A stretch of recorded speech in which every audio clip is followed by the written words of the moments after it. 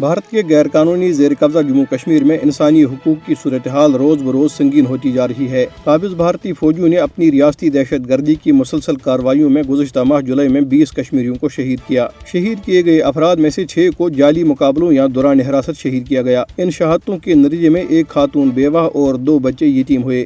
بھارتی فورسز نے گزشتہ ماہ 216 کشمیریوں کو گرفتار کیا، جن میں کئی حریت رہنما اور وکلا شامل ہیں۔ گرفتار کیے جانے والوں میں بہت سوں کے خلاف پبلک سیفٹی ایکٹ اور UAPA جیسے کالے قوانین کے تحت مقدمات درج کیے گئے۔ قابض فوجیوں نے گزشتہ ماہ محاصرے اور تلاشی کی 237 کارروائیوں کے دوران 3 مکان بھی تباہ کیے۔ بھارتی فورسز کی طرف سے اس عرصے کے دوران طاقت کے وحشیانہ استعمال کے نتیجے میں 1 درجن کے قریب افراد زخمی ہو گئے۔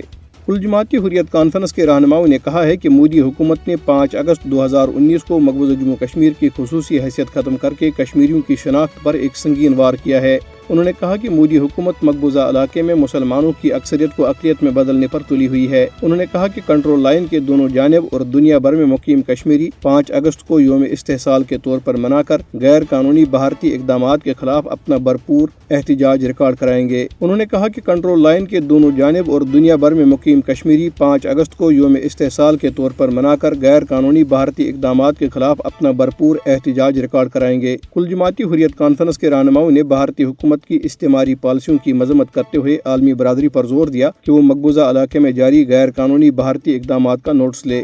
ادھر مودی حکومت کی طرف سے 5 اگست 2019 کو مقبوضہ جموں کشمیر کی خصوصی حیثیت کے خاتمے کے بعد سے نہتے کشمیریوں پر بھارتی فورسز کے ظلم و تشدد میں کئی گنا اضافہ ہوا ہے۔ قابض فورسز نے 5 اگست سے اب تک 900 کشمیری شہید، 2440 زخمی اور کم از کم 24,500 افراد کو گرفتار کیا ہے۔ مقبوضہ جموں کشمیر میں اس وقت 10 لاکھ سے زائد فورسز اہلکار تعینات ہیں، جس کی وجہ سے علاقہ اس وقت دنیا کے سب سے بڑے فوجی تعیناتی والے خطے میں تبدیل ہو چکا ہے۔ مودی حکومت کشمیریوں کو ڈرانے دھمکانے اور تحریک آزادی سے دور رکھنے کے لیے فوجی طاقت کے استعمال کے ساتھ ساتھ اپنی تحقیقاتی ایجنسیوں کو بھی بڑے پیمانے پر استعمال کر رہا ہے۔